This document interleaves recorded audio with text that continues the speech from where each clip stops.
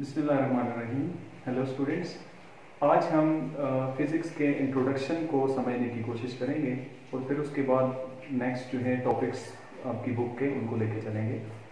But आज का ये जो लेक्चर है ये जस्ट फिज़िक्स के इंट्रोडक्शन के बारे में है कि फ़िज़िक्स क्या चीज़ होती है, इसमें हम ये पढ़ेंगे और ये देखेंगे कि फ़िज़िक्स में किन किन चीज़ों को हम स्टडी करते हैं, क्या कुछ फ़िज़िक्स में हम स्टडी कर सकते हैं। थोड़ा सा इसका ब्रीफ सा एक इंट्रोडक्शन है, उसको आज समझते हैं। So without wasting our time, let's start our today's topic, that is introduction to the physics, or introduction of the physics. So what is meant by the physics? सबसे पहले ये देखते हैं कि फिजिक्स का लिटरली क्या मीनिंग बनता है। फिजिक्स जो है ये एक ग्रीक वर्ड से मिलकर बनी है, या ग्रीक वर्ड से ये वर्ड आया है हमारे पास, जो कि है फिजिका। और इसका मतलब क्या है? फिजिका का मतलब है नेचर। मतलब फिजिक्स जो है वो एक ग्रीक वर्ड से वर्ड आया है और इसका मतलब है नेचर। तो ये देखते हैं कि नेचर किसको बोलते हैं। जनरली हम ये कह सकते हैं सिंपली कि study of nature is called physics, but what is meant by the nature? Nature का क्या मतलब है? तो इस चीज को समझने के लिए हम ये देखते हैं कि नेचर जो है उसके दो मीनिंग्स बन सकते हैं। एक तो हो सकता है कि basic properties of objects. For example हमारे पास कोई मैटर है, कोई भी चीज है, उसकी बेसिक प्रॉपर्टीज क्या है।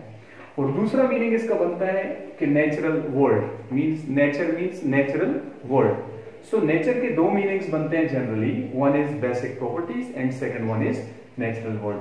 तो सबसे पहले ये देख लेते हैं कि बेसिक प्रॉपर्टीज किन को हम बोलते हैं, ये क्या चीज है। मींस फिजिक्स में हम नेचर को पढ़ते हैं, नेचर का मीनिंग बेसिक प्रॉपर्टीज भी है, नेचर का मीनिंग नेचुरल वर्ल्ड भी है। सो what is meant by the basic properties? Student, basic properties का मतलब ये हुआ कि जैसे आपके पास कोई मैटर है, उसकी प्रॉपर्टीज जो है लाइक कलर। फॉर एग्जांपल ये जो मैं लिख रहा हूँ, ये कलर क्या है? ब्लू कलर है, ये मार्कर ब्लू कलर का है, ब्लू कलर लिखने वाला है इसका। सो इसी तरह से मेल्टिंग पॉइंट, किसी ऑब्जेक्ट का मेल्ट हो जाना, सॉलिड्स का मेल्ट होके लिक्विड बन जाना, ये भी क्या है जी? उसकी फिजिकल प्रॉपर्टीज को भी चेंज करता है। साथ केमिकल्स भी इन्वॉल्व होती हैं, लेकिन मेल्टिंग वगैरह हो गया, तो ये सारी क्या है? ये प्रॉपर्टीज होती हैं मटेरियल्स की। फॉर एग्जांपल अगर हम कलर वाली बात को देखें तो सिंगल कोई एटम है किसी चीज का, सिर्फ एक ही एटम है। लेट्स सपोज हमारे पास कोई भी ऑब्जेक्ट है, उसका सिंगल एटम है हमारे पास, लाइक हाइड्रोजन है, ये कोई भी है। तो सिंगल एटम किसी भी चीज का होगा, उसकी कलर वाली प्रॉपर्टी ही नहीं होगी। ये आपको पता है कि सिंगल एटम का कोई कलर नहीं होगा, आपको कोई कलर फील नहीं होगा, ऑब्जर्वेशन में ही उस तरह से नहीं आएगा नेकेड आई के साथ। इसी तरह से अगर सिंगल एटम को हम देखें, जैसे कि हम इलेक्ट्रॉन की बात करते हैं, तो हम नहीं कह सकते कि इलेक्ट्रॉन ब्लू कलर का है या ब्राउन कलर का है या रेड कलर का है। तो इलेक्ट्रॉन हैज नो कलर। इसी तरह से सिंगल एटम जो नॉर्मली होते हैं उनकी कोई कलर वाली प्रॉपर्टी नहीं होती। तो कलर वाली प्रॉपर्टी भी किस वजह से आती है? Due to combination of different atoms, combination of different atom से फिर जो मटेरियल बनता है, फिर उसके पास कलर वाली प्रॉपर्टी आती है। सो इसी तरह से मेल्टिंग जो है, मतलब कोई सॉलिड जो है वो पिघल के मेल्ट होके वो लिक्विड बन जाता है, तो उसके पास ये जो मेल्टिंग वाली प्रॉपर्टी है, इसको भी हम यहाँ पे डिस्कस कर सकते हैं। मतलब मेल्टिंग को कैसे कहेंगे? लेट हमारे पास अभी जैसे मैंने बोला, कलर जो है वो भी सिंगल एटम की प्रॉपर्टी नहीं होगी, ग्रुप ऑफ एटम्स कंबाइन होंगे तब जाके उनका कोई कलर बनेगा, कलर वाली प्रॉपर्टी आएगी। सिमिलरली अगर आपके पास लेट्स सपोज वाटर जिसको आप बोलते हैं H2O है, H2O का अगर आपके पास एक ही मॉलिक्यूल है, तो आप कहते हैं जी उसकी कौन सी फॉर्म होगी? क्या वो सॉलिड होगा, लिक्विड होगा कि गैस होगा? तो आप इस बात पे सोच सकते हैं कि अगर सिंगल ही उसका मॉलिक्यूल है, 3 एटम मिले हुए हैं, 2 एटम हाइड्रोजन के, 1 ऑक्सीजन के, ये मिलकर बनता है वाटर मॉलिक्यूल। अगर इस वाटर मॉलिक्यूल को देखें तो ये सिंगल मॉलिक्यूल जो है, इसको आप क्या बोलेंगे? सॉलिड है, लिक्विड है, गैस है, क्या है? चलिए आप इसको जो भी बोल देते हैं, लेकिन इसके बाद मैं आपसे ये पूछता हूं कि आप इस एक ही मॉलिक्यूल को आप सॉलिड कैसे बना सकते हैं? आप एक ही मॉलिक्यूल को लिक्विड कैसे बना सकते हैं? मींस ये वाली जो इसकी प्रॉपर्टीज हैं, ये किस तरह से इसके पास आ सकती हैं? ये प्रॉपर्टीज तो कॉम्बिनेशन से मिलकर बनती हैं। मींस आपके पास बहुत से मॉलिक्यूल्स होंगे वाटर के, और उन मॉलिक्यूल्स में से जब आप एनर्जी को रिमूव करोगे, निकालोगे एनर्जी को, तो जैसे जैसे उनमें से एनर्जी निकलती जाएगी वो एक दूसरे के करीब आते जाएंगे, फिर वो उनकी डेंसिटी इंक्रीज होगी, वो लिक्विड या फिर सॉलिड बनेंगे। डेंसिटी के चले बीच में एबनॉर्मल फैक्टर्स भी आएंगे, लेकिन तो ये तो ग्रुप ऑफ एटम्स की प्रॉपर्टीज बन जाएंगी। तो ये सारी चीजें जो हैं, अगर हम इनको गौर से समझने की कोशिश करें तो ये क्या होती हैं जी? ये बेसिक प्रॉपर्टीज में ही इंक्लूडेड होती हैं। मैटर वगैरह की, एनर्जी वगैरह की बेसिक प्रॉपर्टीज में ही आती हैं। फॉर एग्जांपल अगर हम इलेक्ट्रॉन की बात करें, आप सबको पता है कि इलेक्ट्रॉन क्या चीज होती है। अगर हम इलेक्ट्रॉन की बात करें तो ये इलेक्ट्रॉन क्या है? जब हम कहते हैं कि इलेक्ट्रॉन जो है, ये हम कह सकते हैं कि ये बहुत सी प्रॉपर्टीज के कॉम्बिनेशन का एक नाम है। मतलब बहुत सी प्रॉपर्टीज जो है वो कंबाइन होकर उनका हमने एक शॉर्टकट फॉर्म जो है वो इलेक्ट्रॉन रख दी है, शॉर्टकट नेम जो है वो इलेक्ट्रॉन रख दी है। मतलब ये हुआ कि एक ऐसा पार्टिकल जिसका मैस जो है वो इतना हो 9.1 × 10⁻³ kg हो, और जिसका रेस्ट मास वगैरह की बात करें, और जिसके ऊपर चार्ज वाली जो प्रॉपर्टी है वो कितनी हो जी 1.6 × 10⁻19 कूलम्स हो, उसको नेगेटिव सिंबल का नेम दिया हुआ है। फ्रैंकलिन ने नेम दिया था पॉजिटिव नेगेटिव सिंबल्स, तो उनमें से नेगेटिव हमने इलेक्ट्रॉन को बोल दिया। मींस ये एक ऐसा शॉर्टकट हमारे पास नेम है इलेक्ट्रॉन, जो कि इन सारी प्रॉपर्टीज का कॉम्बिनेशन को शो करता है। तो इसी तरह से हम ये कहते हैं कि फिजिक्स में हम इन सब प्रॉपर्टीज को स्टडी करते हैं। तो बेसिक प्रॉपर्टीज किसी चीज की जो है वो क्या है, उनको हम स्टडी करते हैं।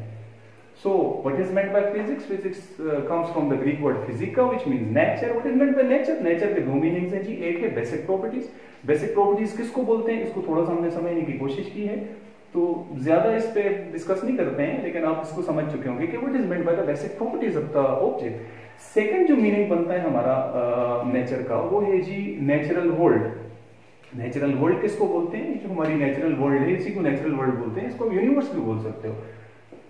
सो नेचुरल वर्ल्ड में जब हम बात करते हैं तो नॉर्मली एक तो अर्थ इसका छोटा सा एक कंपोनेंट है, छोटा सा कंपोनेंट है। अब उसके ऊपर ट्रीज और ये वाटर और रिवर्स, दरियाओं, इनकी बात करना तो चले फजूल सी बात होगी। जनरली अगर हम बात करें, ये सारे के सारे प्लैनेट्स जो हैं जिसमें अर्थ भी शामिल है, earth is a planet also. So ये प्लैनेट सारे के सारे जो हैं, ये सारे के सारे जो सितारे हैं, स्टार्स हैं, तो ये सारी चीजें जो है ये क्या है जी, ये हमारी नेचुरल वर्ल्ड का हिस्सा है। ये नेचुरल वर्ल्ड हमारी बना रही है। अगर हम देखें तो हमारा जो सोलर सिस्टम है, सोलर सिस्टम जिसमें एक सन है, सूरज है, जो एक सितारा है, सन उसका नाम है सितारे का, और उसके साथ जो है 8 नॉर्मल जो प्लैनेट्स हैं, बाकी छोटे मोटे और भी प्लैनेट्स होते हैं उनको प्लैनेट नहीं बोलते हैं, बट 8 प्लैनेट्स हैं साथ में, जो कि Mercury, Venus, Earth, Mars, Jupiter, Saturn, Uranus, Neptune. ये 8 प्लैनेट्स हैं, ये सन के गिर्द घूम रहे हैं, और इनमें से डिफरेंट प्लैनेट्स के डिफरेंट फिर छोटे छोटे चांद हैं, मून्स हैं उनके। जैसे कि ये जो जमीन है इसका एक मून है, इसी तरह से जुपिटर के मोर देन 60 मून्स हैं, मतलब बहुत ज्यादा मून्स भी होते हैं प्लैनेट्स के। तो ये सारे के सारे 1 2 3 4 5 6 7 8 ये 8 प्लैनेट्स जो हैं ये सन के गिर्द घूमते हैं।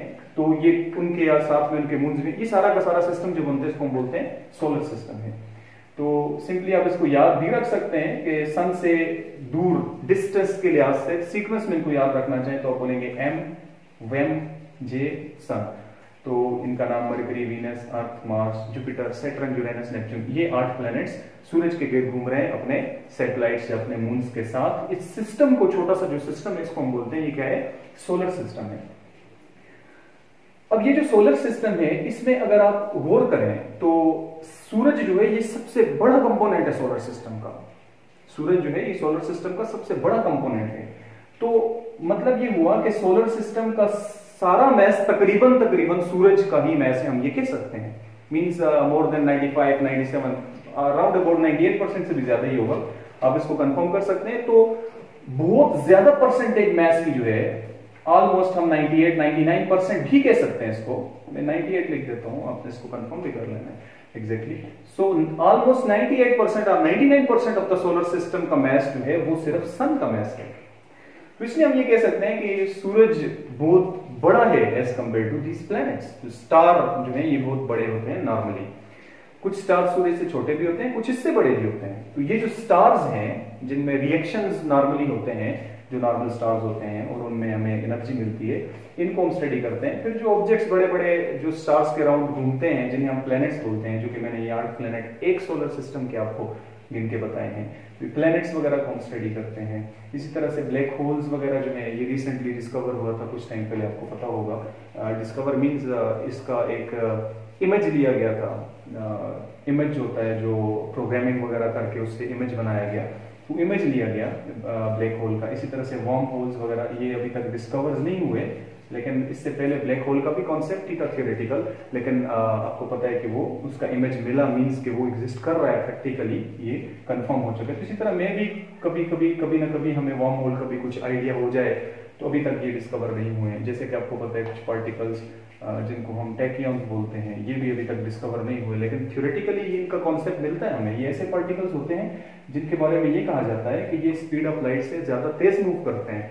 लेकिन अगर हम आइंस्टाइन की इक्वेशन या आइंस्टाइन की रिलेटिविटी के कॉन्सेप्ट की बात करें तो उसको भी ये डिनाई नहीं कर रहे हैं। आइंस्टाइन का रिलेटिविटी का कॉन्सेप्ट जो है वो भी इसको डिनाई नहीं कर रहे हैं इनकी एग्जिस्टेंस को। इट मींस कि according to theory, according to theoretical concept ये एग्जिस्ट कर सकते हैं जो कि faster than speed of light move करें, बट अभी तक प्रैक्टिकली इनको नहीं फाउंड किया गया। इस तरह वार्म होल्स भी प्रैक्टिकली अभी तक नहीं मिले। लेकिन अब इन चीजों को आप देखें कि नेचुरल वर्ल्ड को हम क्या बोल रहे हैं। लेकिन आप आसमान की तरफ अगर रात के वक्त देखें तो चूंकि सूरज हमारे सामने नहीं होता है, हम सूरज से अपोजिट साइड पे हमारा रात का ये वाला पोर्शन होता है उस वक्त में, तो उस वक्त अगर हम स्टार्स वगैरह को देखें तो बड़ा अच्छा सा कॉम्बिनेशन बना होता है उनका।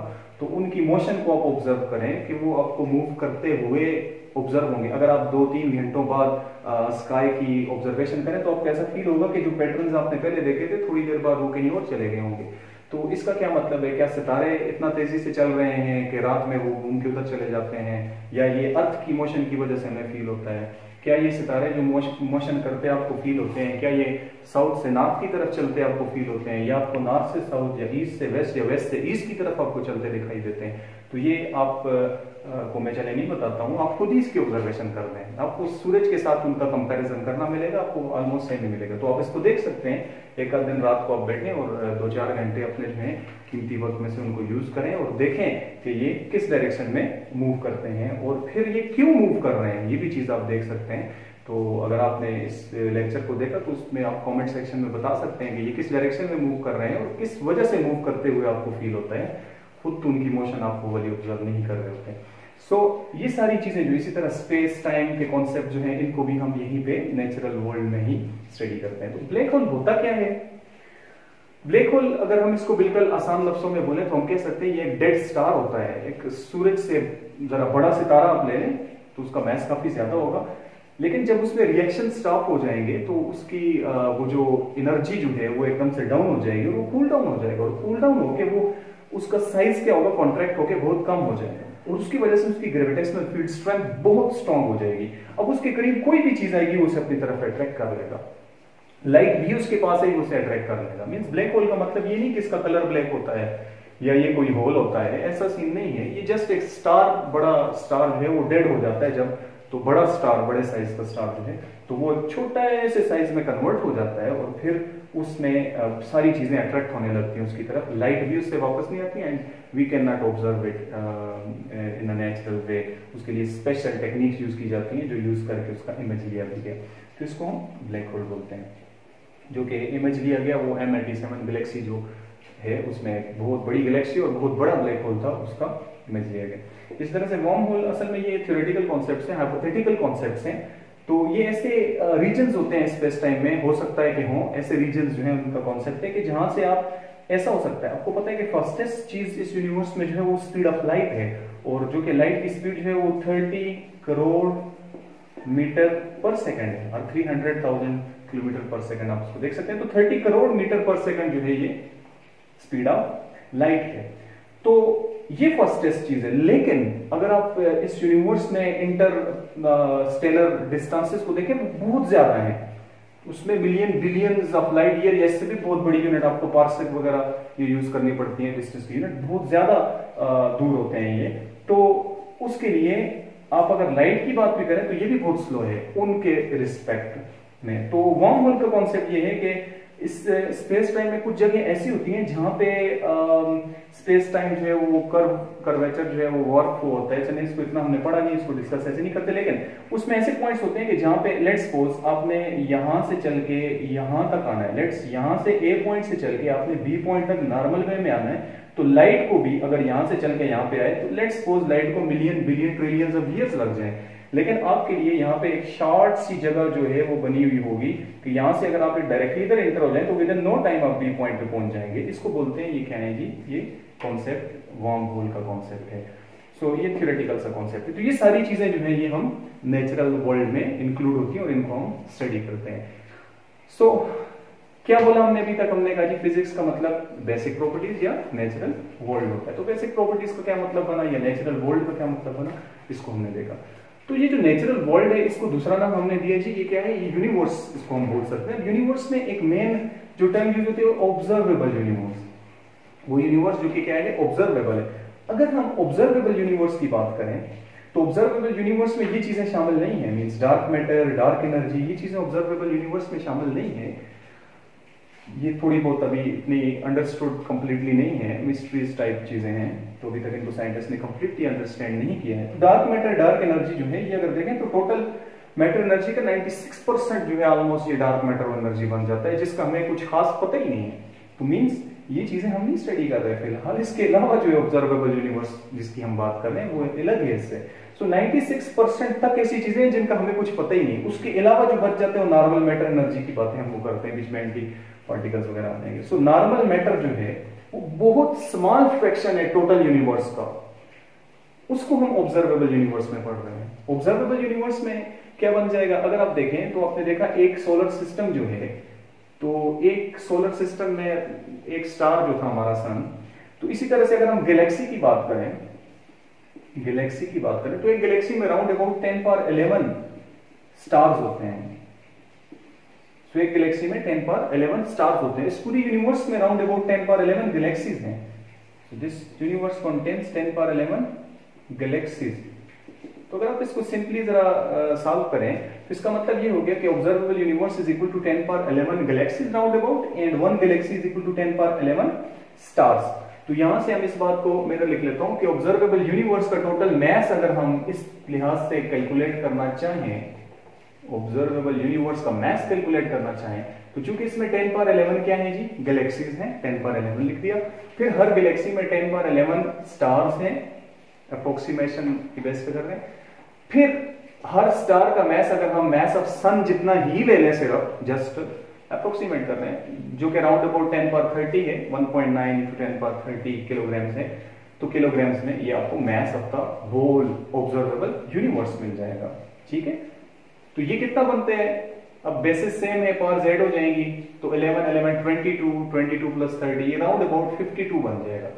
सो हम ये कह सकते हैं कि mass of observable universe approximately लिख देता हूं is nearly equal to 10 पर 52 किलोग्राम। नॉर्मली इसको 10 पर 52 या 10 पर 53 ही माना जाता है। तो इस तरह से भी हम इसको कैलकुलेट कर सकते हैं। देखिए कितने जल्दी से हमने विद इन 3-4 सेकंड हम पूरी यूनिवर्स, ऑब्जर्वेबल यूनिवर्स का मास कैलकुलेट कर सकते हैं। इट इज राउंड अबाउट 10 पर 52 किलोग्राम।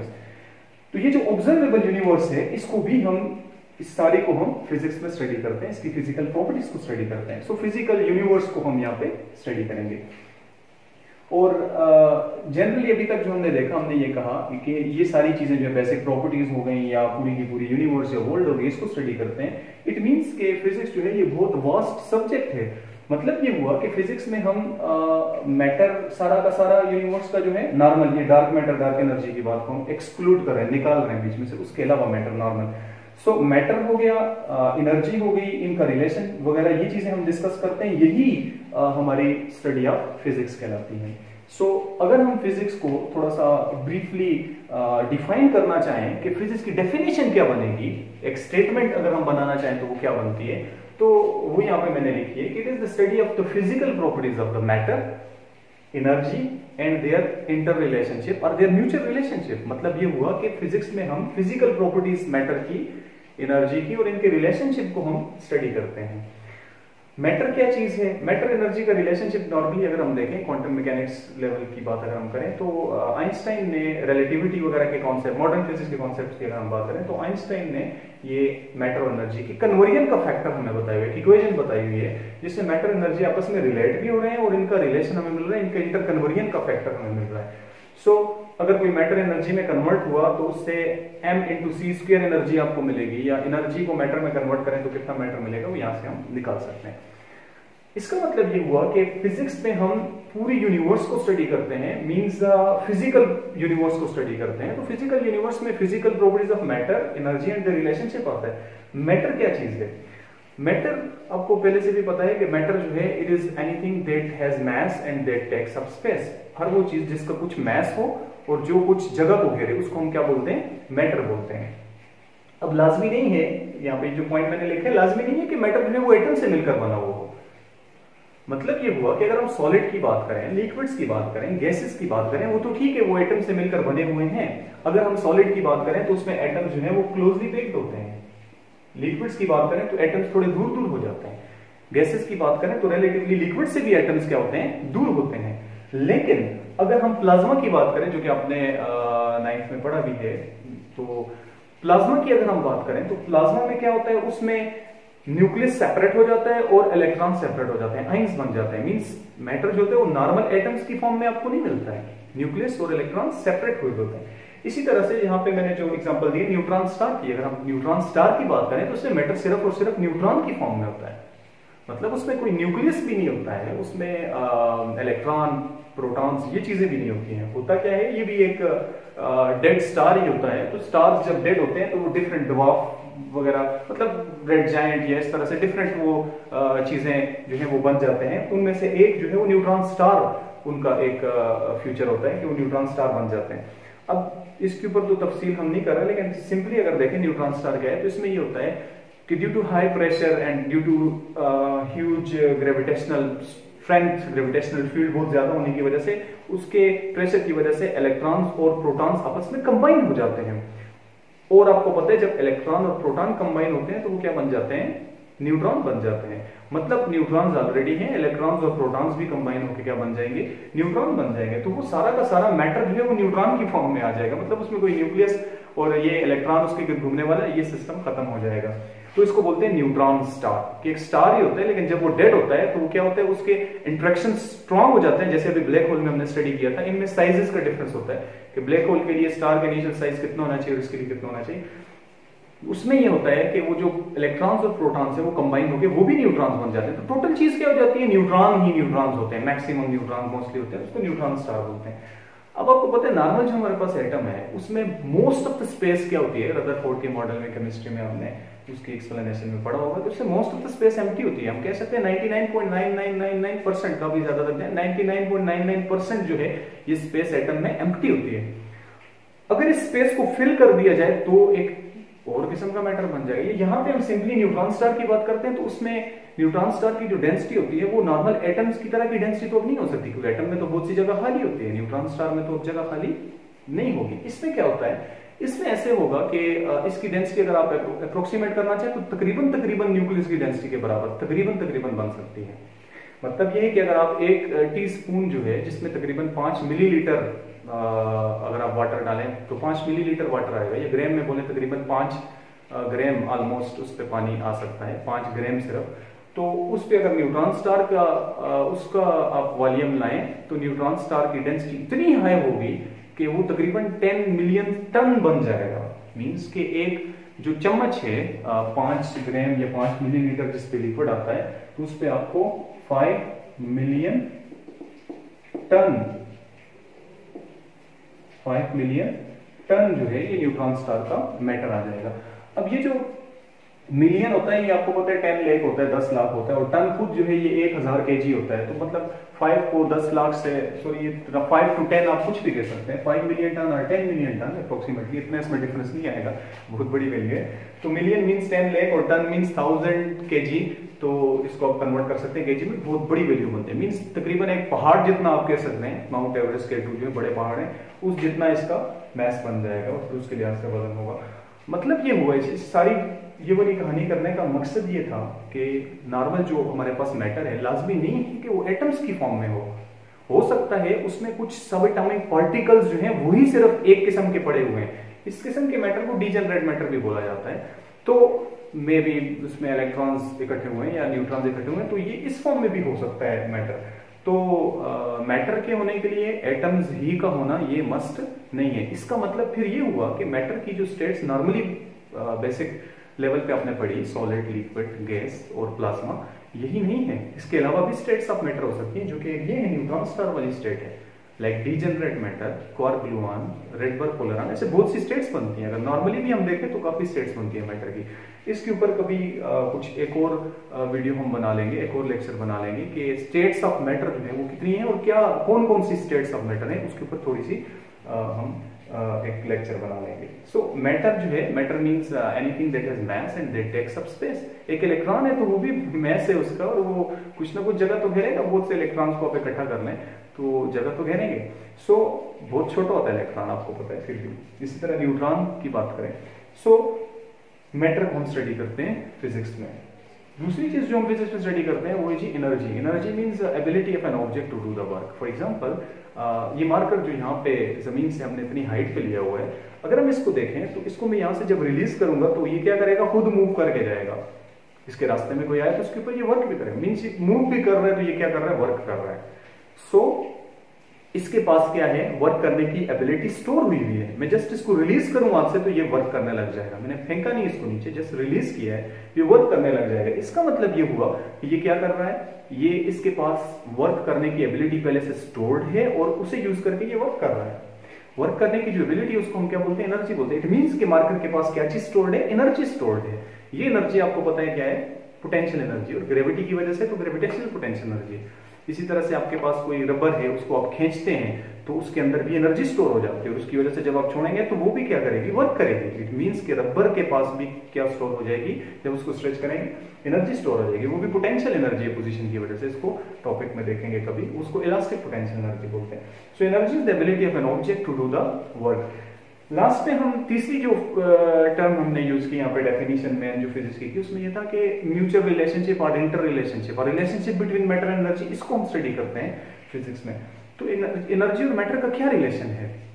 एनर्जी और मैटर की अगर रिलेशन की बात करें तो हम ये कह सकते हैं कि मैटर और एनर्जी एक दूसरे फॉर्म में कन्वर्ट हो सकते हैं। मींस मैटर एनर्जी में कन्वर्ट हो सकता है और एनर्जी जो है वो मैटर में कन्वर्ट हो सकती है।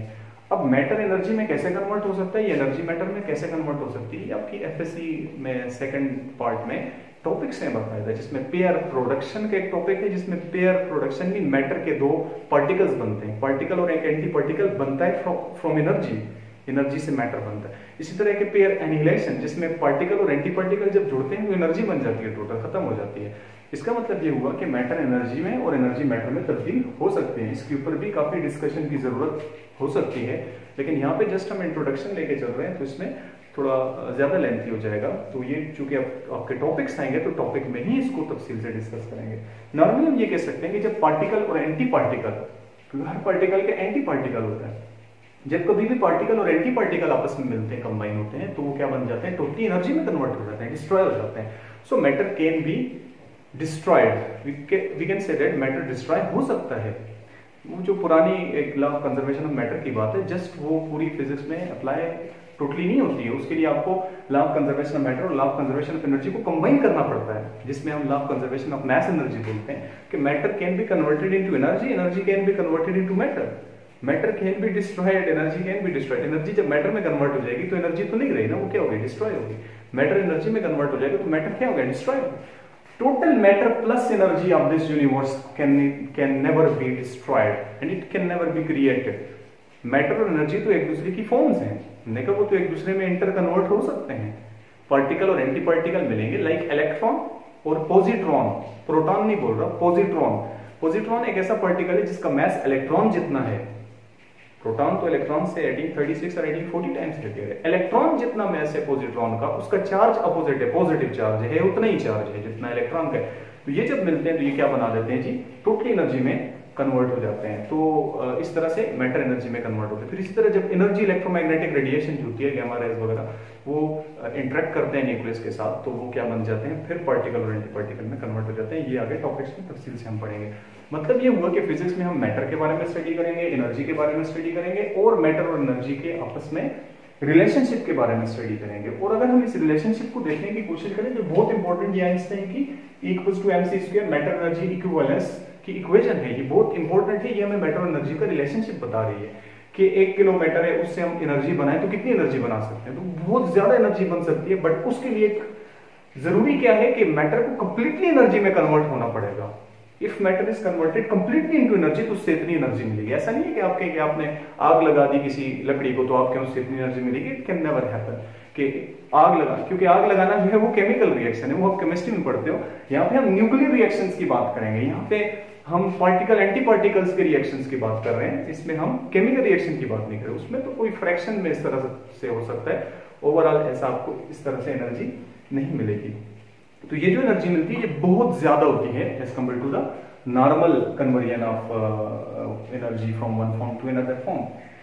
इसके अलावा हम ये भी कह सकते हैं कि फिजिक्स, चूंकि हम इसमें मेजरमेंट्स की बात करते हैं, अभी थोड़ी देर पहले हमने देखा कि ये बहुत वास्ट सब्जेक्ट है, इसकी स्टडी जो है वो it ranges from the very small level up to the very large level. अगर वेरी स्मॉल लेवल की बात करें, जैसे मास ऑफ इलेक्ट्रॉन है, mass of electron is approximately 10⁻31 kg की रेंज में, जैसे 9.1 × 10⁻31 और 10⁻30 हो जाएगा, 10 को हटा दे 7 से।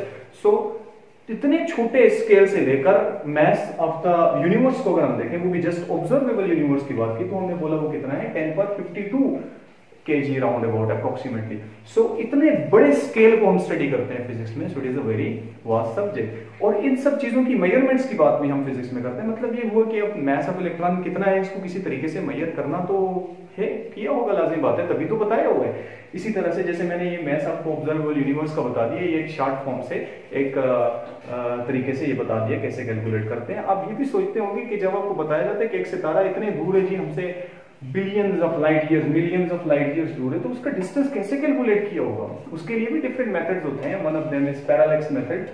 तो पैरालेक्स मेथड उसके लिए यूज किया जाता है। मतलब ये सारी जो मेथड्स हैं, ये सारे जो प्रोसेसेस हैं, these are used to do measurements करने के लिए यूज किए जाते हैं, और इन मेथड्स को यूज करके डिफरेंट कैलकुलेशंस की जाती है। Means we can say that physics is the study of measurement, it is the science of measurement. तो इसकी एक डेफिनेशन ये भी बन सकती है कि it is the science of measurement. Physics is science of measurements. मतलब फिजिक्स में हम किसके बारे में पढ़ते हैं, मेजरमेंट्स के बारे में पढ़ते हैं। तो इसको हम ऐसे भी डिफाइन कर सकते हैं। ये study of whole universe, physical universe, this is called physics. So ये जो थी ये फिजिक्स का इंट्रोडक्शन छोटा सा हमने लिया। इसमें थोड़ा सा अगर हम आप इसको रिवाइज करेंगे, इसके अलावा थोड़ा सा ये भी देखेंगे कि फिजिक्स की जो कुछ पार्ट्स बनते हैं वो क्या है। मतलब ये देखना पड़ेगा कि फिजिक्स की कुछ क्लासिकल फिजिक्स, मॉडर्न फिजिक्स, तो इसमें किस तरह से इनको डिवाइड किया हुआ है।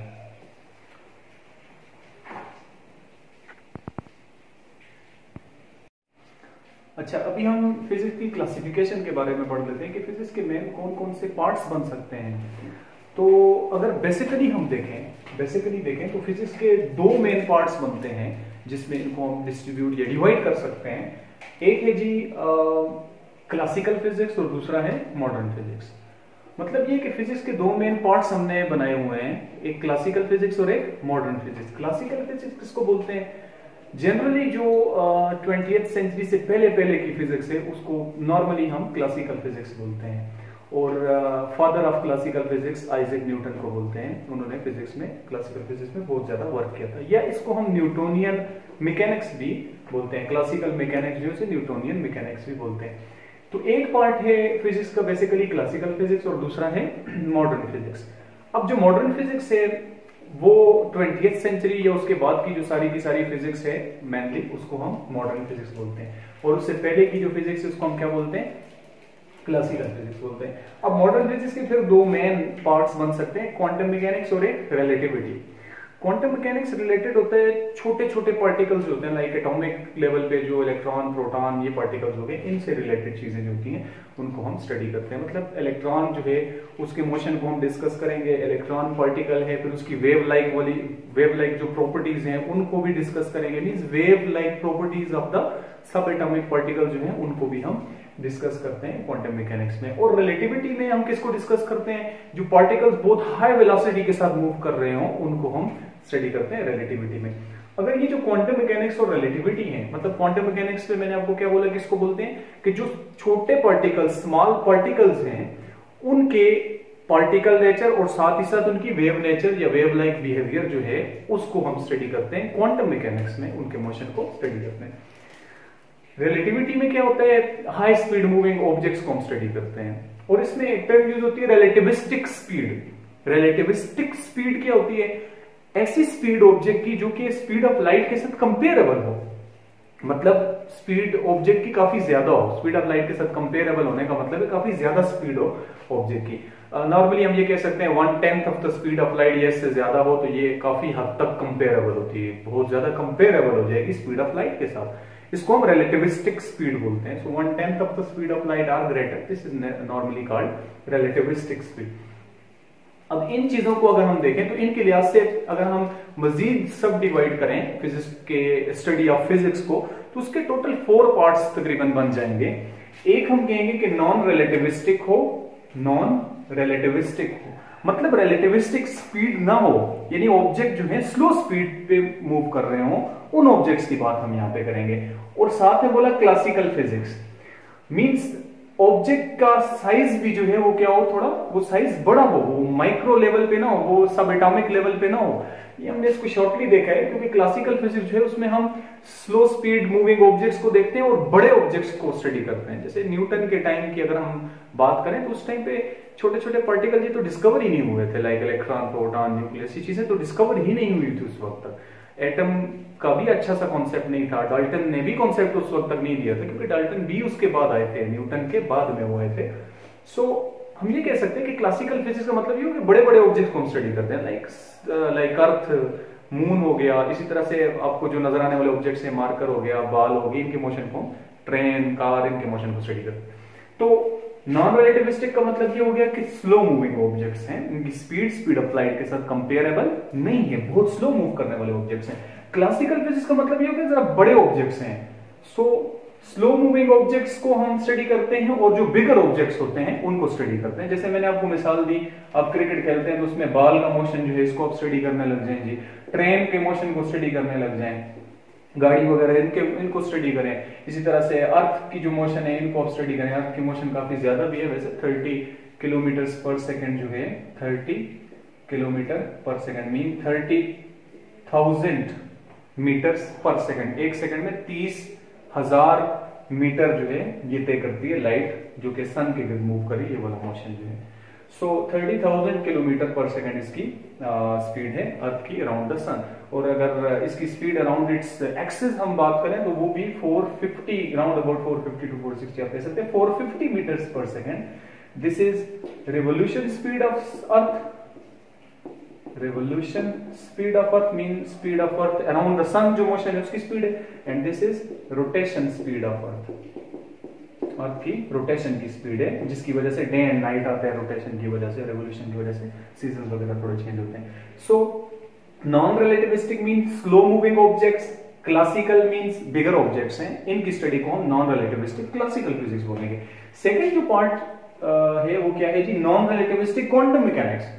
तो non relativistic mean again slow moving and quantum mechanics mean particles भी कैसे होंगे, छोटे पार्टिकल्स होंगे। यहाँ पे बिगर पार्टिकल की स्लो मोशन की बात करें थे, यहाँ पे क्या करेंगे जी, उसी तरह से स्मॉलर पार्टिकल्स जो हैं उनको स्लो मूविंग जो स्मॉलर पार्टिकल्स होंगे उनकी स्टडी की बात हम यहाँ पे करेंगे, तो उसको बोलेंगे नॉन रिलेटिविस्टिक क्वांटम मैकेनिक्स। मतलब जो छोटे छोटे पार्टिकल्स हैं हमारे पास, एटम वगैरह ये चीजें हैं, इनकी स्लो अगर ये मूव कर रहे हो नॉन रिलेटिविस्टिक स्पीड के साथ, अगर ये मूव कर रहे हो कम स्पीड के साथ जो कि comparable to speed of light ना हो, उसके साथ अगर ये मूव कर रहे हो तो इसको हम नॉन रिलेटिविस्टिक क्वांटम मैकेनिक्स से स्टडी कर सकते हैं। इसी तरह से थर्ड पार्ट जो हमने लिखे वो रिलेटिविस्टिक फिजिक्स। अब रिलेटिविस्टिक फिजिक्स का क्या मतलब हुआ कि हाई स्पीड मूविंग ऑब्जेक्ट्स हो और ऑब्जेक्ट्स भी बिगर हो, बहुत हाई स्पीड के साथ मूव करें और बिगर ऑब्जेक्ट्स हो, लाइक सैटेलाइट है जो बहुत हाई स्पीड के साथ मूव करके जा रहा है, उसकी हम बात कर रहे हैं। तो high speed moving object and bigger object, और ये इंक्लूडेड होगा रिलेटिविस्टिक फिजिक्स में। रिलेटिविस्टिक फिजिक्स की अगर हम बात करें तो इसमें आइंस्टाइन की थ्योरी ऑफ रिलेटिविटी यूज होती है मोस्टली, वही एक मेन चीज है जो इसमें यूज होती है। और उसमें जो दो मेन पार्ट्स हैं आइंस्टाइन की थ्योरी ऑफ रिलेटिविटी के, ये भी आप एफएससी पार्ट 2 में मॉडर्न फिजिक्स के टॉपिक्स में स्टडी करेंगे। एक है जी स्पेशल रिलेटिविटी और सेकंड है जनरल रिलेटिविटी। स्पेशल रिलेटिविटी 1905 में आइंस्टाइन ने ये थ्योरी पेश की थी और फिर 1915 में जाके जनरल रिलेटिविटी थ्योरी पेश की थी। स्पेशल रिलेटिविटी में एक्सेलरेशन जिन फ्रेम ऑफ रेफरेंस में नहीं होता उनको स्टडी करते हैं, जनरल में एक्सेलरेटेड को भी स्टडी करते हैं, और जनरल रिलेटिविटी में ही ये ब्लैक होल्स और ग्रेविटी ये सारे कॉन्सेप्ट इसी में इंक्लूडेड है जनरल रिलेटिविटी में। मतलब हमने अभी तक जो थोड़ी देर पहले स्टडी किया था कि ब्लैक होल का कॉन्सेप्ट क्या है, तो ब्लैक होल्स हो गए, ग्रेविटी का कॉन्सेप्ट हो गया जो पहले बड़ी मिस्ट्री बनी रही है, तो ये सारी चीजें ये जनरल रिलेटिविटी में इंक्लूडेड होती हैं। इसके अलावा लेंथ कॉन्ट्रैक्शन, मास डायलेशन वगैरह यहाँ पे हम इसमें स्टडी करते हैं। सो रिलेटिविस्टिक फिजिक्स में हाई स्पीड ऑब्जेक्ट, जो हाई स्पीड के साथ मूविंग ऑब्जेक्ट होते हैं और जो बिगर ऑब्जेक्ट होते हैं उनको हम स्टडी करते हैं। लास्ट जो पार्ट है वो है जी रिलेटिविस्टिक क्वांटम मैकेनिक्स। बात हुई है कि relativistic mean high speed moving objects होंगे और क्वांटम मैकेनिक्स मीन पार्टिकल्स क्या होंगे, छोटे छोटे पार्टिकल्स होंगे, सब एटॉमिक पार्टिकल्स होंगे, लाइक इलेक्ट्रॉन, प्रोटॉन, ये पार्टिकल्स होंगे। मतलब एक इलेक्ट्रॉन है जो कि बहुत हाई स्पीड के साथ मूव करके जा रहा है, तो उसकी स्टडी हम यहाँ पे कर सकते हैं, इस कैटेगरी में इसको इंक्लूड करेंगे। सो इलेक्ट्रॉन जो कि बहुत हाई स्पीड के साथ अगर मूव कर रहा है, तो पार्टिकल भी ये क्या है जी, छोटा पार्टिकल है, मतलब क्वांटम लेवल की बात हो रही है। और दूसरी बात, इसकी स्पीड भी बहुत हाई है, मीन रिलेटिविस्टिक स्पीड में ये इंक्लूडेड है, तो रिलेटिविस्टिक क्वांटम मैकेनिक्स इसको हम बोलेंगे। तो ये जो है जी ये मेन पार्ट्स हैं फिजिक्स की क्लासिफिकेशन के, या फिजिक्स की स्टडी के मेन पार्ट्स ये बनते हैं, इनमें हम ये चीजें स्टडी करते हैं। सो इसमें मेन जो आपने टर्म याद रखनी है वो क्या है जी, एक क्लासिकल फिजिक्स होगी, बेसिकली हमने देखा एक क्लासिकल फिजिक्स है, एक मॉडर्न फिजिक्स है। फिर उसमें जो टर्म्स यूज हो रही थी वो क्या थी, वो थी जी रिलेटिविस्टिक स्पीड या रिलेटिविस्टिक, और दूसरा क्वांटम। क्वांटम मीन छोटे लेवल की बात है, स्मॉल पार्टिकल्स की बात है, और relativistic mean high speed moving जो ऑब्जेक्ट्स हैं उनकी बात है।